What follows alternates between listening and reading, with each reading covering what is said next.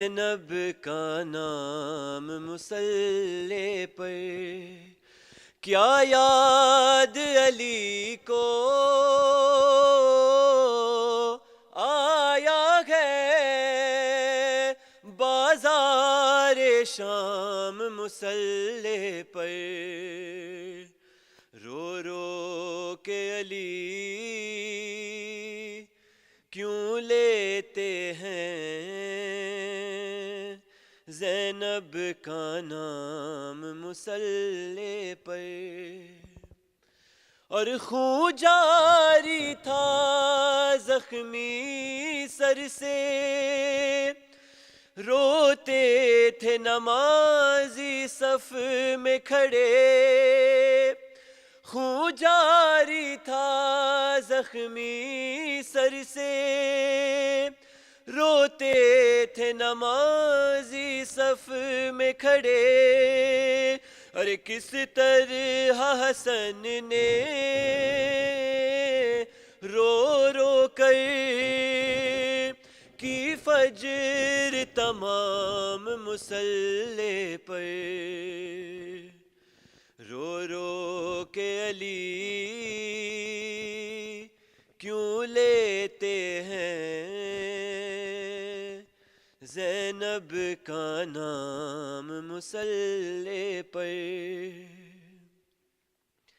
یہ پہلی فجر ہے زینب کی سجدے میں سکون ملتا ہی نہیں یہ پہلی فجر ہے زینب کی سجدے میں سکون ملتا ہی نہیں دل ڈوبتا ہے آتا ہی نہیں ایک پل آرام مصلی پر رو رو کے علی کیوں لیتے ہیں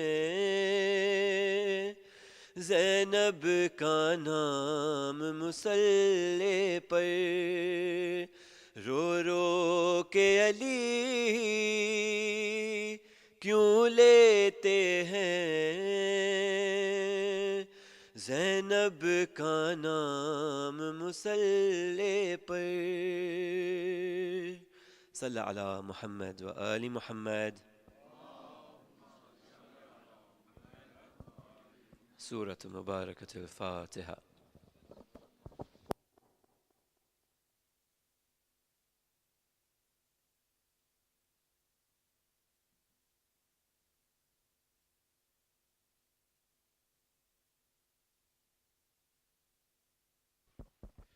Just a reminder again for those of you who have arrived slightly later, there'll be an extended Amal program tonight after Iftar, and we'll be doing all the du'as and supplications for the night of Qadr. So please stay on if you can.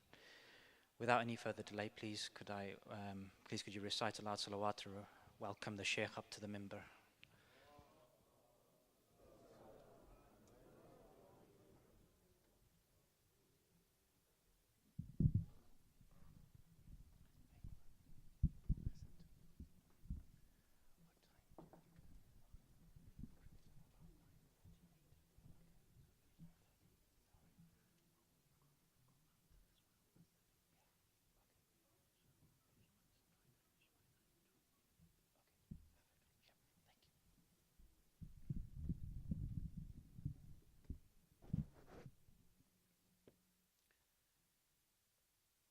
We can recite Surah Al-Fatiha for the following marhumeen, for Sayyid Muhammad Ahmed Naqwi and for all of the marhumeen.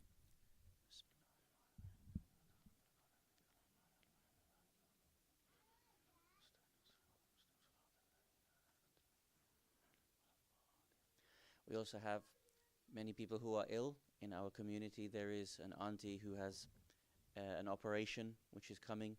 We also have another auntie from the community by the name of Sayyida Ismat, and also for Hadi, the son of Sheikh Muhammad Al-Hilli, for all of the sick people around the community.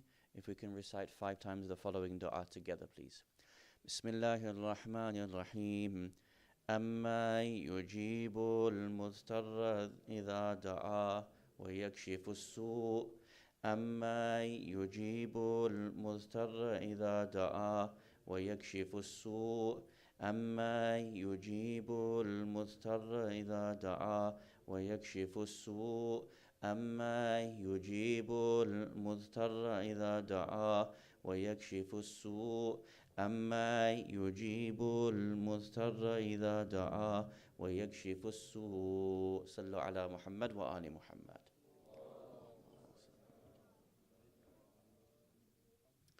For the love of the commander of the faithful, Ali ibn Abi Talib, please one loud salawat ala Muhammad wa Ali Muhammad.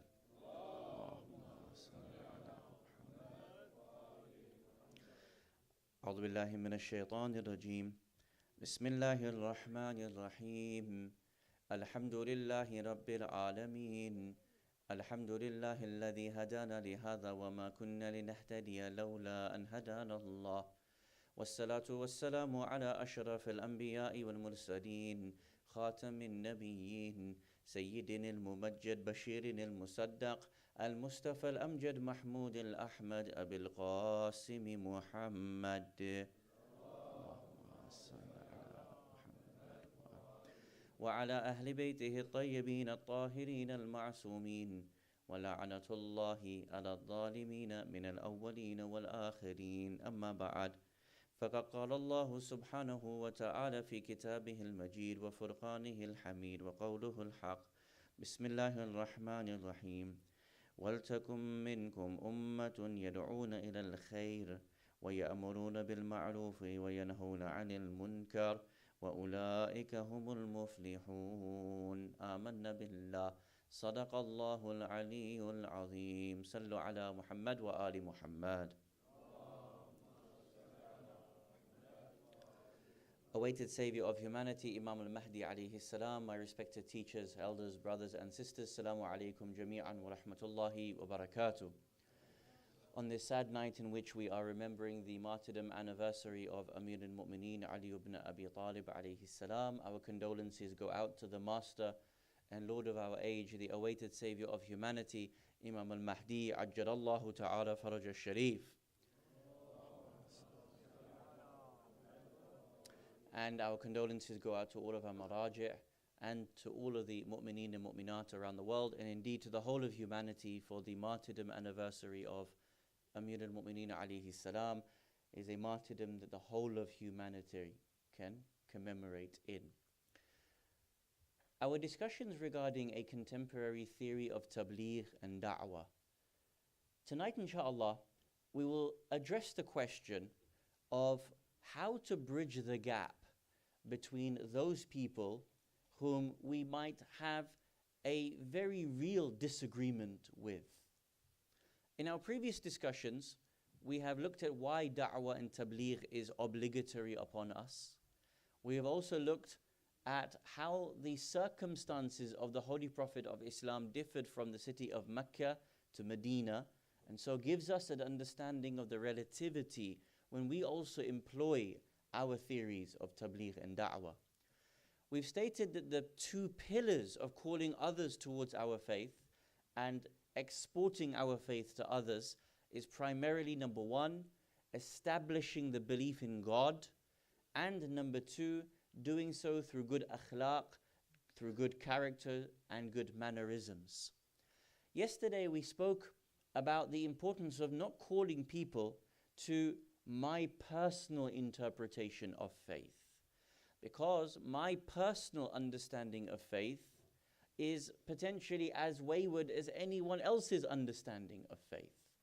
And the moment I try to present my own understanding of my religion and try to press upon others, really I'm not calling towards Islam in the proper sense. I'm really calling towards myself and my own understanding of religion. And it is so easy to dismiss anyone else's belief, and therefore for someone else it is just as easy to have my belief dismissed. Rather, we need to be able to understand the Quran, memorize ayat and ahadith, and through that we would call based upon what the divine sources say, through calling towards. Tonight we want to address the question, when we have people who will vehemently disagree with us, who will have a completely opposite understanding of life, purpose of life, how then do I call those individuals towards me? Now, because this is a contemporary theory of tabligh and da'wah, we want to at least point towards certain contemporary challenges that we have. And we're going to be relating two in particular. The first one is around the issue of LGBTQ rights, and also the issue around RSE, which we know is relationship and sex education. Many of us will know that from August of next year, there will be a new syllabus that is forced onto people in the UK, whereby they will have to learn in schools relationship and sex education, which has been written by the LGBTQ lobby. This has concerned many Muslims and non-Muslims. And so the rise of the LGBTQ issue has come to the Muslim community, and instead of us being able to ignore it, which really we have done for such a long time, it is now in the forefront of the dialogue that we need to have. As we stated in a previous night, it is very difficult for us to be able to talk about this for a number of reasons. Often the pulpit is scared to be able to broach this subject. Why? Because the moment someone says something from the pulpit, we know the Daily Mail, the Sun, the right, the left, they all want to be able to jump on the video, make a clip about it, and make the imam, make the alim, make the shuyukh look out to be an extremist individual. This is a concern that they have. Also, because the moment we want to be able to talk about this issue, it feels like that we're impinging on other people's rights. And so the moment you talk about God and sin, the moment you talk about rights and punishment, immediately another set of people become very offended by that. And you're living in two different levels of thinking. One person, when they talk about freedom, when you and I talk about freedom, we don't mean freedom to do what we like. We mean freedom from everything else other than God. We want to free ourselves of every chain, every shackle, every evil desire, every greed, and learn to be free from all of that so that we really arrive at God. This is the real meaning of Ashhadu an la ilaha illallah. That there is no other deity, no other idol that I worship. The only one true God is Allah subhanahu wa ta'ala. But when you have another person who comes from a completely different set of thinkings or a different standard of ideas that says, no, I am free. Free in what sense? Free to do as I like. Free to make myself happy. I'm not hurting you. Why are you getting involved in my personal lifestyle? If I want to do this act on the street, what difference does it make to you? So we have to ask about this question of how to bridge the gap when it comes to certain thinking like this. Also, one of the other challenges that we have in our time is not just the rise of the LGBTQ issue in question, it is also the issue of the rise of the far right. And so Muslims are placed the central problem of social order. Migrants are placed at the problem within social order. And so when the far right want to be able to scapegoat Muslims, they are able to bring any particular issue they want. And as an outcome, we end up not knowing how to be able to navigate some of these questions. Sometimes the far right person, when they debate, will pick on any issue in order to prove that Islam is terrorism or Islam is inherently violent, and so on and so forth. So for example, at 1 minute, you'll find that they argue, well, Saudi Arabia does X, or Pakistan does X, or Afghanistan does X, or the Quran mentions Y, or the Hadith says X. Which standard of debate are you speaking about? If you're asking me to condemn Islam on the basis of what happens within Saudi Arabia, this is not the standard by which to debate through. When you and I are often faced with so many different mindsets and ideas, we have to be able to create a theory of how to be able to debate with people, how to be able to bridge the gap of divide that exists between us when we sit down with other ideals, other ideologies, other people. And this will be the question that we start with tonight, inshallah. Sallu ala Muhammad wa ali Muhammad.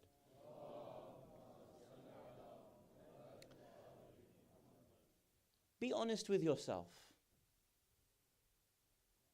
To what extent have you ever left a belief system or a particular belief that you have deeply held as true?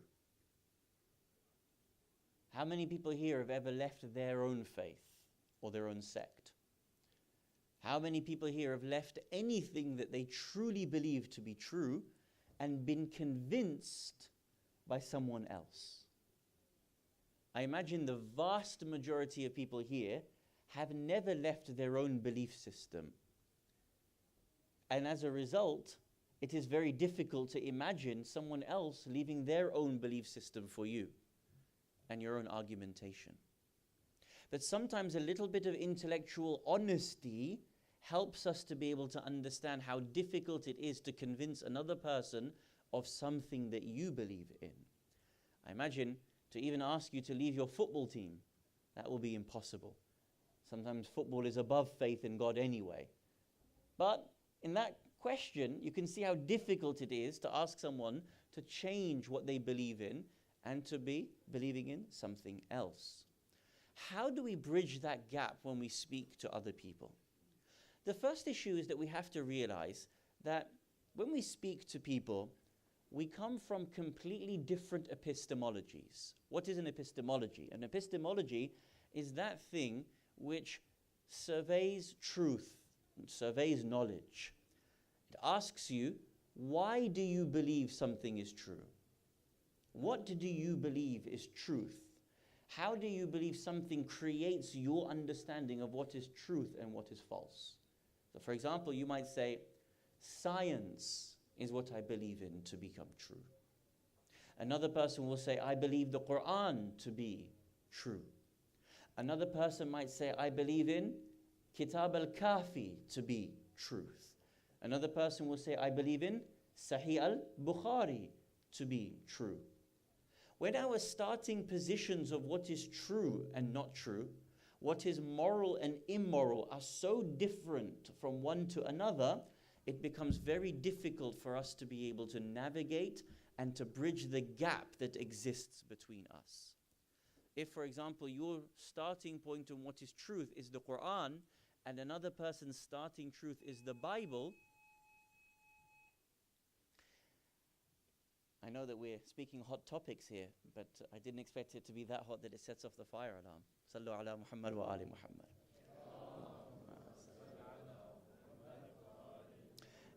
If your starting point of truth is the Quran and another person's starting point is the truth is the Bible, it is so difficult for us to be able to bridge the gap that exists between us. Now here I want to imagine that I'm sitting in front of a very diverse audience and I'm going to throw a certain question to certain people. Hands up here, how many people are doctors? Hands up so we can all see. MashaAllah, it's quite a lot of you.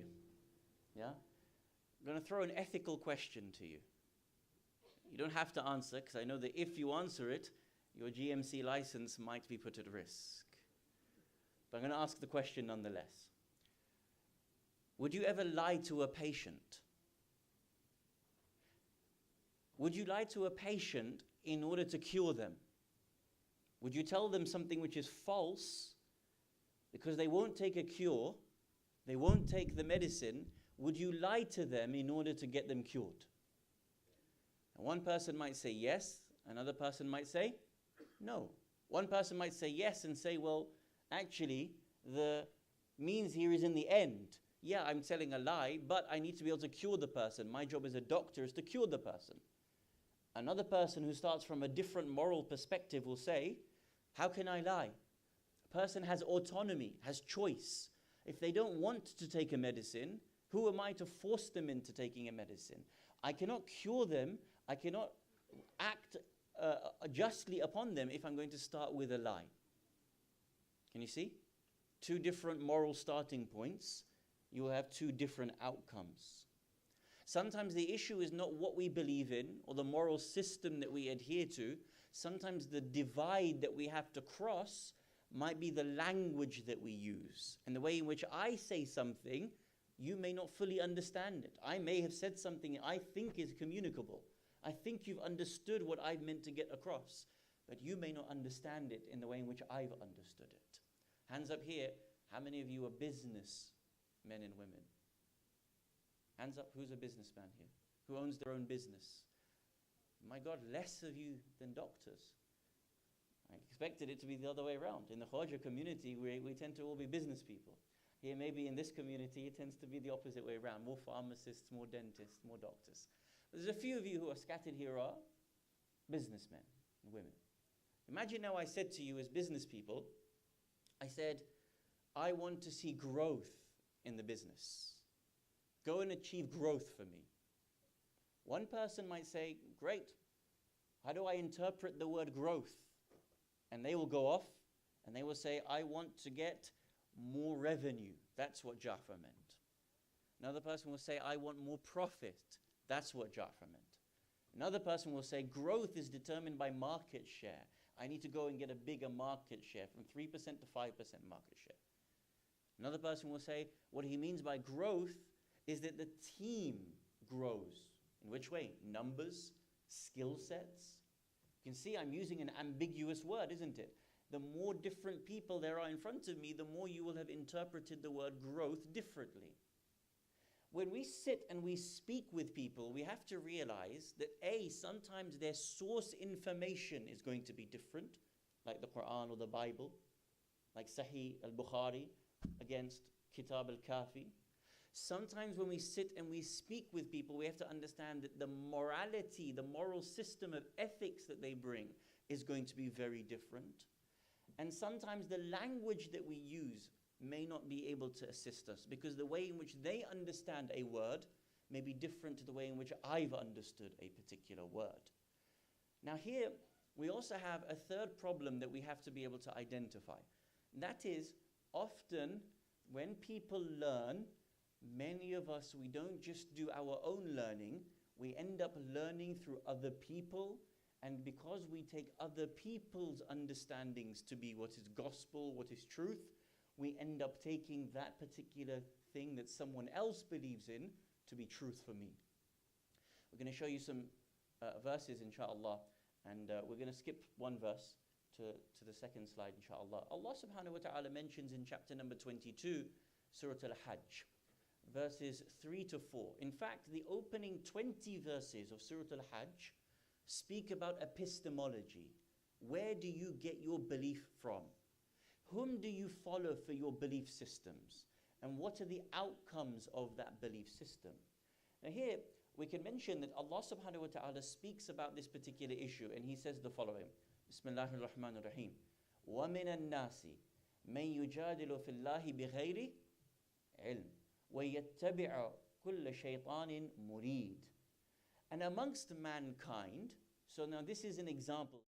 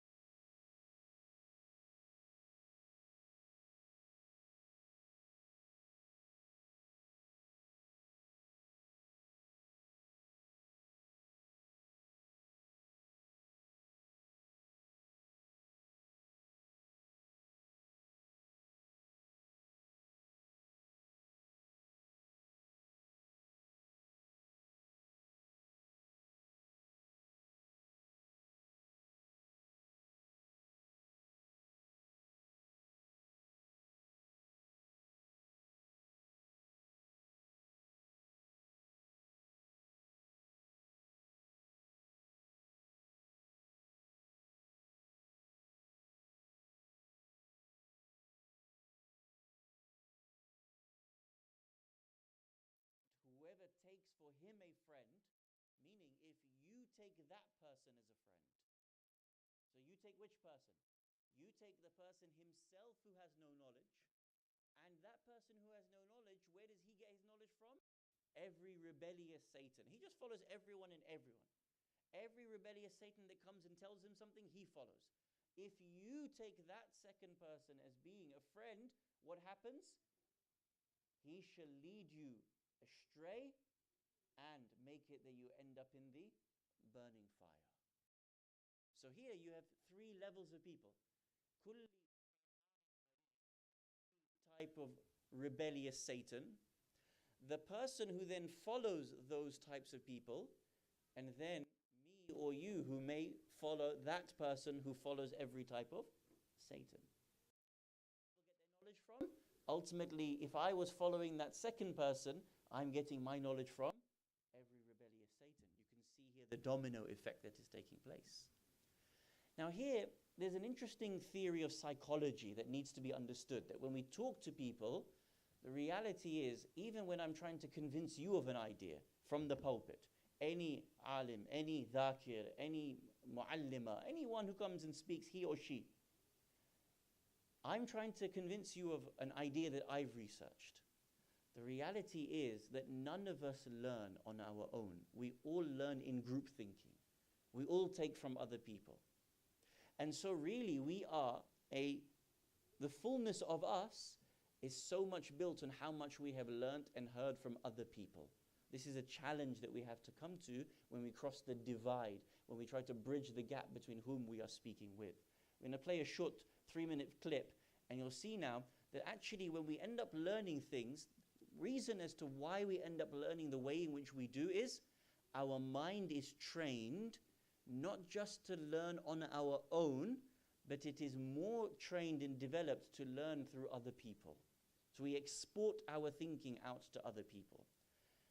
There was one particular psychologist that did a test, and he extrapolated over a 70-year lifespan how much we take in, how much memory do we have. And it came out to be 1 gigabyte worth of memory. How much is 1 gigabyte? We have a lot of experts here in IT. Is that a lot or is that little? It's tiny, isn't it? You can go and buy 16 gigabytes, 32 gigabytes for £10, £15 in a flash drive. In terms of what we learn and what we keep in, we only end up keeping in the approximate of 1 gigabyte worth of information and memory across our lifespan of 70 years old. There's reasons for this. Human beings have developed the technique to record things. We write things down. We record it on camera. You always know that that information will be available again. If you ever bother to listen to the majlis again because you're like, oh, what did he say? It was interesting. I want to catch that. You could just go onto YouTube and catch it again. You can just go onto Facebook and catch it again. That means that you don't have to record everything. It doesn't need to be memorized here immediately. Now here, because of this, the way the human brain works is that we often do group learning, we export our learning, and we end up looking elsewhere to give us our understanding and our resources. This is a bridge that we have to, a gap that we have to bridge when speaking to other people, to realize that often people themselves, and this is important, they cannot prove what they believe in. Really, they are regurgitating what someone else believes in and what they have heard. Let's play the video, inshallah, and then we'll expand on some of the points that have been made.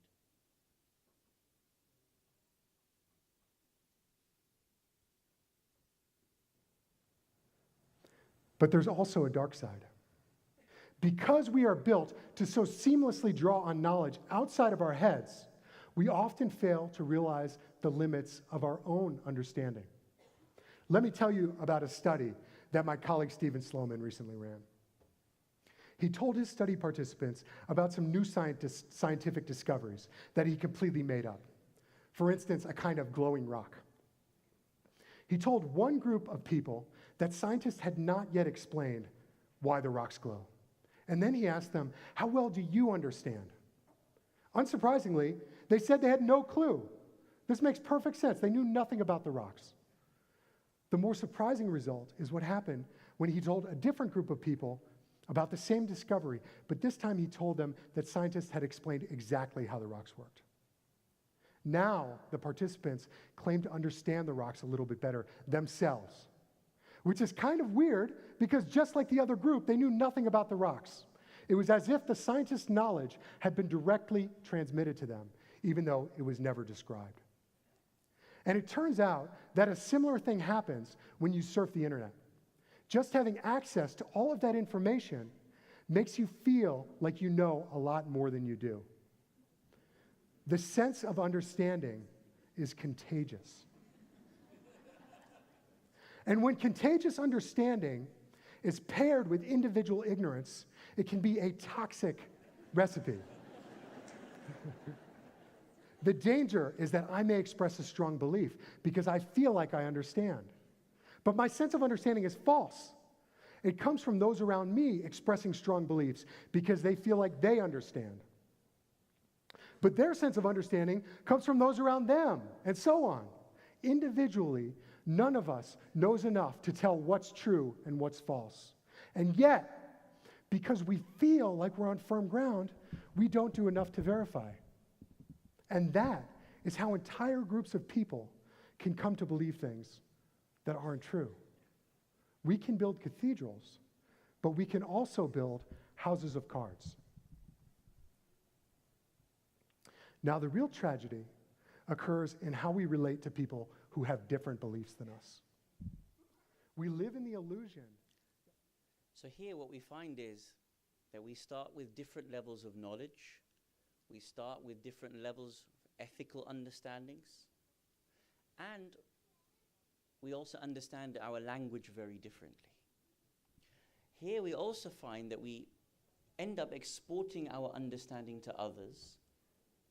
And because someone else is confident in what they have said, and they have understand something fully, or we think that they've understood something fully, we draw our knowledge from that person. The problem is that person has also drawn it from someone else. And that person has also drawn it from someone else. Now, if the starting source of knowledge is strong, then the chain itself may be strong. But if the starting source of knowledge is very, very weak, and someone else is taking from that, and someone else is taking from that, and someone else is taking from that, then the outcome is that end person tends to be in a very weak position intellectually. What did the verse say that we just spoke about? We have those people who will argue about God. They don't have any knowledge. What did they do? They followed every shaytanin marid, every rebellious Satan. The warning is that if you follow that person who has followed that person, then for you, you would also be doomed as an outcome. How amazing Allah subhanahu wa ta'ala explains this in the Quran. And you'll see this issue comes about today. Often when you see the people in the far right and the kind of neo-Nazi rhetoric that comes around today, really there's only a regurgitation of what Tommy Robinson says. Or it's a regurgitation of what X, Y, and Z says. But they become so confident in what Tommy has said, or what Nigel Farage has said, or what Boris has said, and then it becomes a collective learning tool where they pass it on from one to another. Because the source is very weak, everything else becomes very weak as well. The same thing comes now when we come to certain debates around the LGBTQ issues. As we stated in a previous night's majlis, God has been removed. And in the place of God is every other ideology. So now there's no such thing as sin. There's no such thing as hell and heaven. All there is what you like to do. And as so long as you are happy, then that is all that matters. You could not get to that end point unless you started with removing God in the first place. The moment you say there is no accountability, then you can do anything in which you want. If you don't believe that there's an afterlife, then what difference does it matter if you murder one person or 50 people? It doesn't matter if you export weapons to the far side of the world, because you don't have any accountability. So you have to be able to have a different starting point. How do we bridge the gap with so many different mindsets? How do we reach out to people who have different starting points in the way in which we deal with them? The Quran has a number of ways in which we need to talk about this. And also you can see through a hadith, there are also examples of how to be able to deal with this. If we go back to the slides, the very first verse that I wanted to show, inshallah, Allah subhanahu wa ta'ala mentions in the Holy Quran about the story before this. before. Thank you very much. You'll notice that the Quran addresses, Allah subhanahu wa ta'ala addresses Musa alayhi salam and gives him advice as to how to go and deal with Fir'aun. There cannot be many people who are worse than Fir'aun, correct? You can't get someone more difficult to speak to than a pharaoh or someone of a pharaonic nature. Why? Because he would say, Ana rabbukumul a'la. So when you're dealing with a degree of arrogance that says, I am God incarnate, how do you deal with such a human being? Let alone those who have taken him to be God. Let alone those who down the chain have heard that there are people who take people as Fir'aun to be God. Can you see that? Now here Musa alayhi salam is told that you should speak to Fir'aun gently. قَوْلًا لَيِّنًا. Speak to him in a gentle word. Don't speak to that person in aggression. Don't speak to them in a way in which you have more arrogance than that person. That because he is arrogant, you try to be arrogant. Because he is aggressive, you are aggressive. It doesn't matter. Your starting point is that when you speak to someone of any other different ideology, your starting point from the Quran is speak to them with a gentle word. لَعَلَّهُ. Why? So that maybe يَتَذَكَّرْ. He may bring to mind. It may be that he has a moment within himself of humility. It may be that he understands what you are saying. Oh, yakhsha. Or that he may begin to fear the outcome of his own words, his own actions, the realization, the consequences of what he does. It is so often that you will find that our own community members, Shia, Sunnah, they will go and they will stand in a square to go and debate publicly. They'll go on the internet. They'll be making videos. They'll have a Facebook Live. The nonsense that comes out from people, the aggression that they have with people, the inability to have a little bit of understanding of what another human being is going through, where their starting position is in these issues, where they have built their ethical system from, where they've understood their riwayat from, which shuyukh they follow. People have no concept of being able to put themselves in other people's shoes in order to speak to them gently with a little bit of understanding.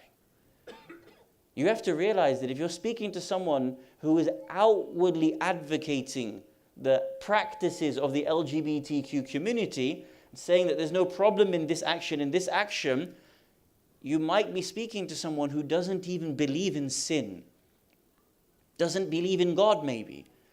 And for you and I to start saying, well, God says it's haram, that person, it may be that they don't even believe in the same things that you believe in. Your starting point is so different. You'll often find that the Muslim community, they end up saying, you know what? This is the punishment for homosexuality. They don't start with that particular point. It's going to push them further and further away. You have to learn to be able to speak to someone at their level of understanding. So now here, when we speak about these particular issues, I want to be able to show one or two ways to be able to meet with the mind and to be able to think about how we can bridge that gap when we speak to people, practically to be able to understand some of these points. Now, when we speak about the issue of the LGBTQ community, there are very important works that have been done and that we need to understand the RSE issue and try to bridge the gap between ourselves and other people. When we say bridge the gap, as we stated, sometimes our starting point is here, their starting point is there. If we are unable to convince someone to come to my starting point, it requires a bridging of the gap so that at least we have some mutual understanding.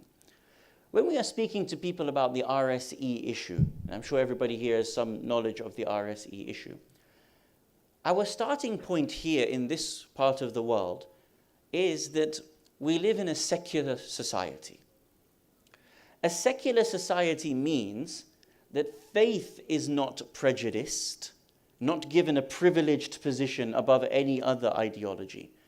but also that every other ideology isn't given a privileged position over any other ideology. Secular democracy means that you and I get to put forward our belief systems, and we get to put forward our arguments to be able to see which one comes out on top. What the RSE syllabus does, it has allowed for the LGBTQ lobbying community to be able to pave the way to create a syllabus and then put it into the schools and force children from the age of 4 years old all the way to 16 years old to learn relationships and sex education through the lens of how the LGBTQ community have written that. What is our response when we're speaking to teachers, when we're speaking to parents, we're speaking to governors of schools? Is this not a fundamental form of tabligh? Do we not have to be able to deal with this in the real world? We have to be able to bridge the gap between them. How do we do that? The argument is this, that we live today in a secular society, which means that no one faith, one ideology is given privilege over any other. Therefore, if this syllabus is being written by one particular community, it is therefore privileged that one community gets to express itself over any other. If you live in a truly secular society, it means that no one is privileged or everyone is privileged as equal as possible. Which means that as much as you want to be able to teach RSE through the LGBTQ lens, we as the Muslim community get to be able to have as much a say in this particular syllabus as any other person. The Christian community gets to be able to write the syllabus as much as any other person. You see, when we come and we say things that others won't understand and say things like punishment, this, it is only going to push that community away, and it is not going to allow us to be able to have a say in the field. It requires us to be able to bridge the gap. Or for example, the issue with the LGBTQ community. Why should it be a problem for us? They will ask. Why should we have a problem with these acts taking place in public? If every TV show wants to have it in front of us, what is the problem? I'm not harming anyone, they will say. There's a professor of Yale University by the name of Richard Prum. I'd highly recommend everybody tries to take a read of some of his views.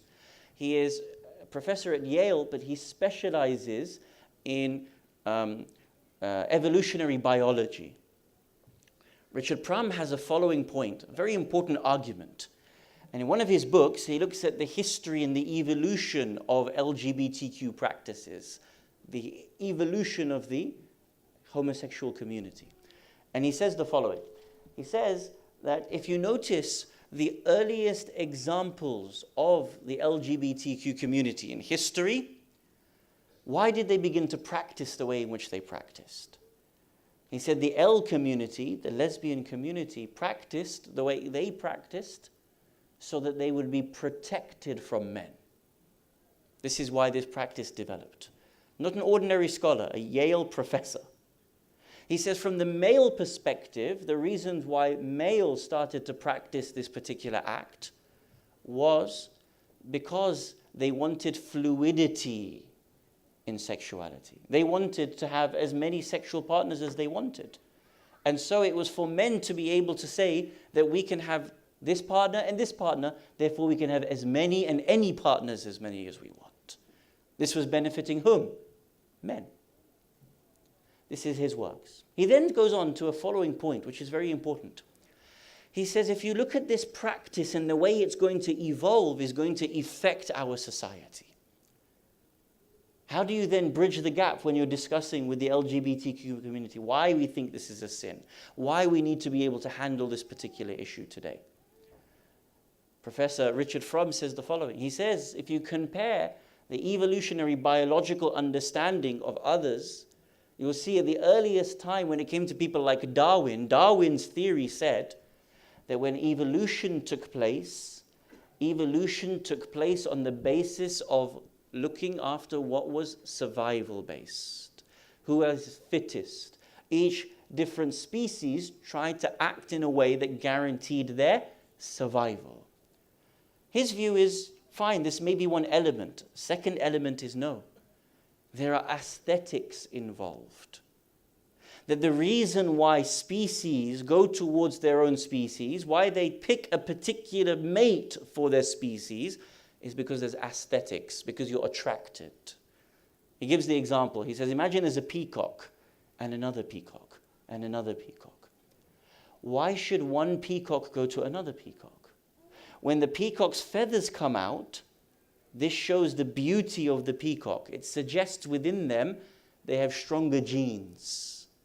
Therefore, the aesthetics, the good-looking nature of someone or something attracts you towards that particular person. He said it's not just about survival of fittest, it is also about attraction. He then goes on to argue and prove. He says the following.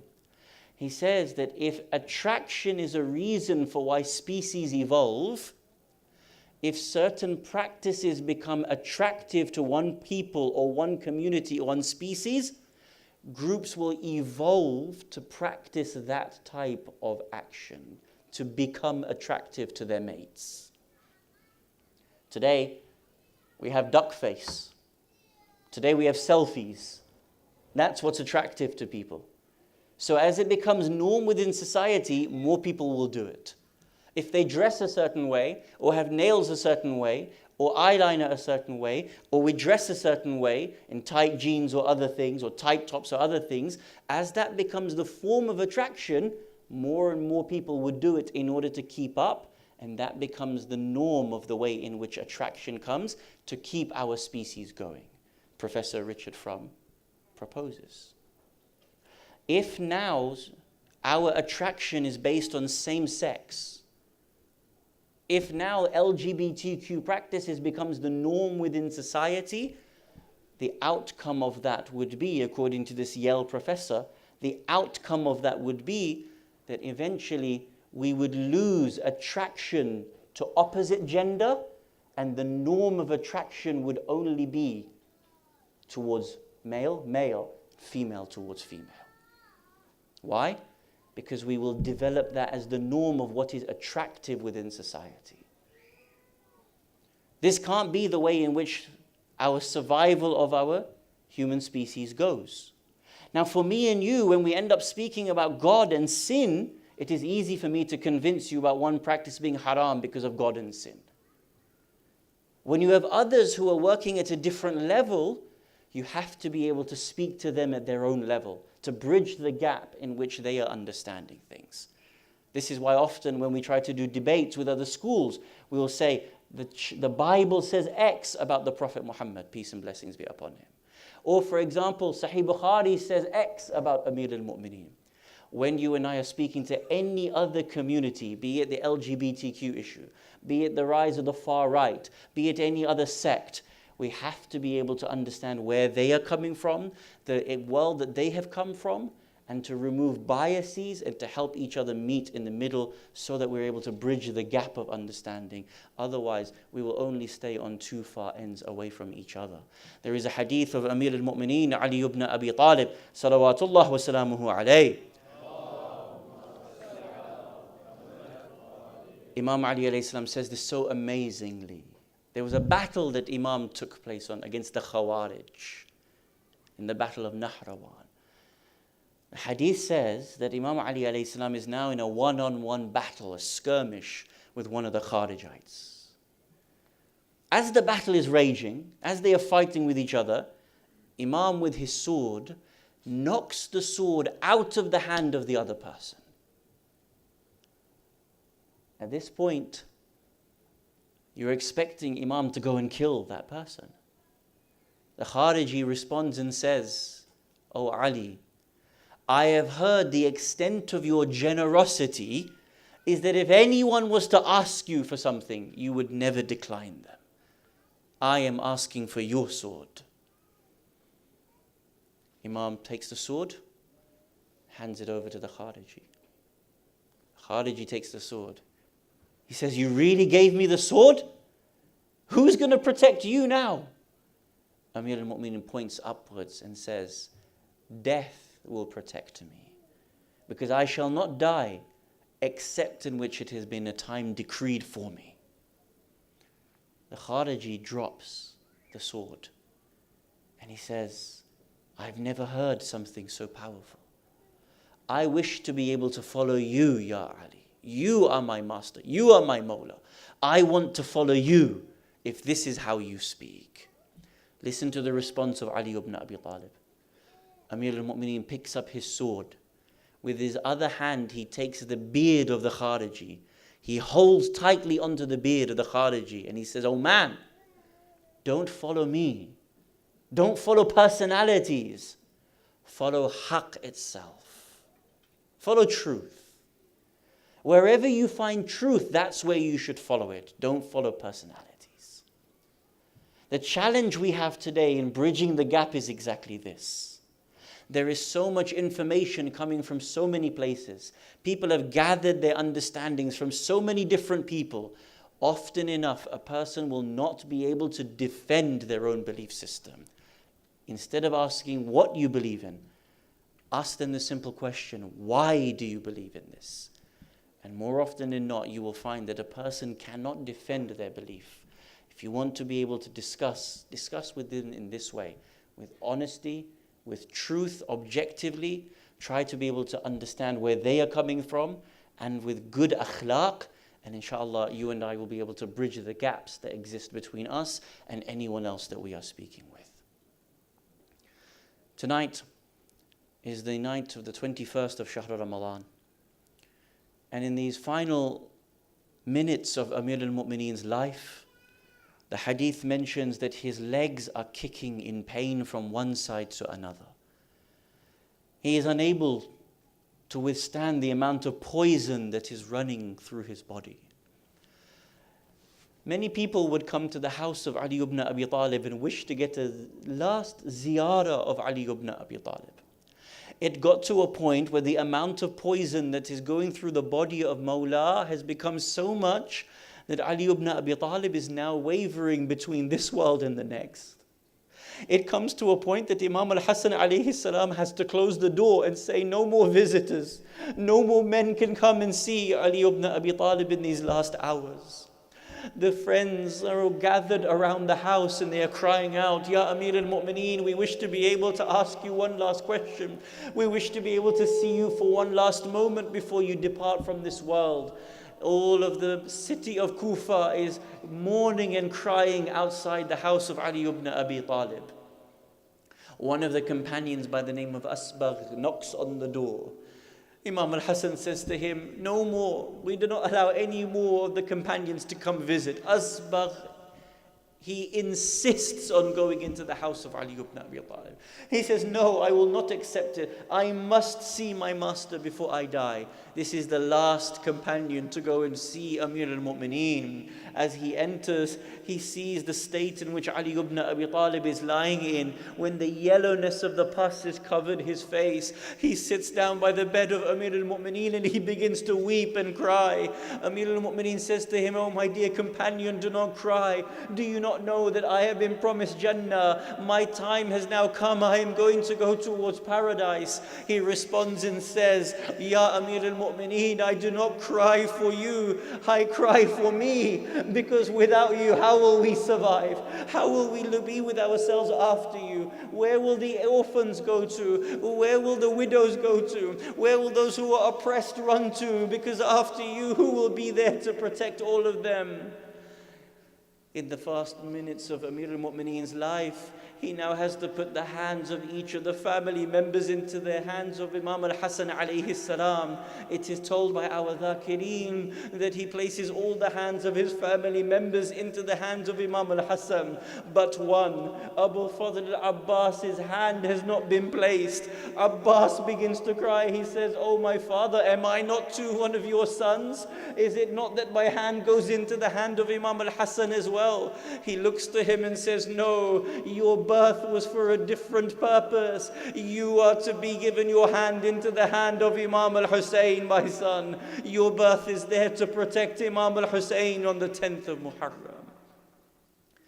Ala la'natullahi ala al-qawmi al-zalimeen.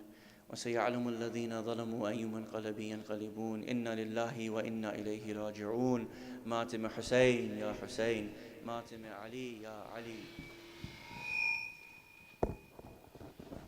يا علي هاي علي يا علي هاي علي يا علي هاي علي. Everyone together. يا علي هاي علي يا علي هاي علي. Louder. يا علي هاي علي يا علي. یہ جنازہ ہے علی کا شاہ خیبر گیر کا. یہ جنازہ ہے علی کا. یہ جنازہ ہے علی کا شاہ خیبر گیر کا. یہ جنازہ ہے علی کا. یہ جنازہ ہے علی کا شاہ خیبر گیر کا. یہ جنازہ ہے علی کا. آج بابا مر گیا ہے شبر و شبیر کا. یہ جنازہ ہے علی کا. یہ جنازہ ہے علی کا شاہ خیبر گیر. یہ جنازہ بلند آواز سے. یہ جنازہ ہے علی کا شاہ خیبر گیر کا. یہ جنازہ کا فاطمہ زہرا کے مرقد سے صدا آنے لگی. سے صدا آنے لگی. یہ مصائب رہ گیا تھا کیا میری تقدیر کا. یہ جنازہ ہے علی کا. یہ جنازہ ہے علی کا شاہ خیبر گیر کا. یہ ماشاءاللہ.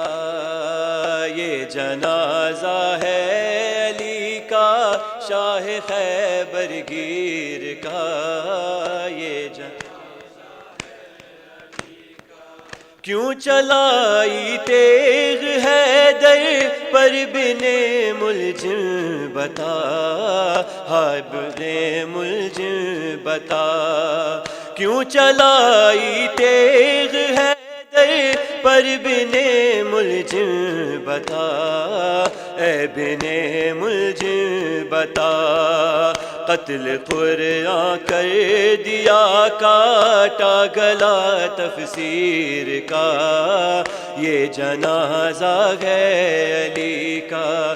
یہ جنازہ ہے علی کا شاہ خیبر گیر کا. یہ جنازہ ہے علی کا. یہ جنازہ ہے علی کا شاہ خیبر گیر کا. غم علی کی بیٹیوں کے پھر سے تازہ ہو گئے. پھر سے تازہ ہو گئے.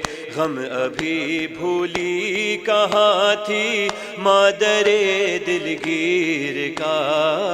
یہ جنازہ ہے علی کا. یہ جنازہ ہے علی کا شاہ خیبر گیر کا. یہ جنازہ آخری بار بلند آواز سے. یہ جنازہ ہے علی کا شاہ خیبر گیر کا. یہ جنازہ ہے. جزاکم اللہ خیر. بر محمد و آل محمد صلوات. توجہ زیارہ. اللهم صل على محمد وآل محمد. بسم الله الرحمن الرحيم. السلام عليك يا رسول الله. السلام عليك يا نبي الله. السلام عليك يا أمير المؤمنين.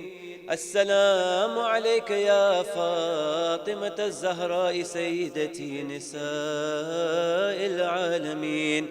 السلام عليك يا حسن المجتبى. السلام عليك يا حسين الشهيد بكربلاء.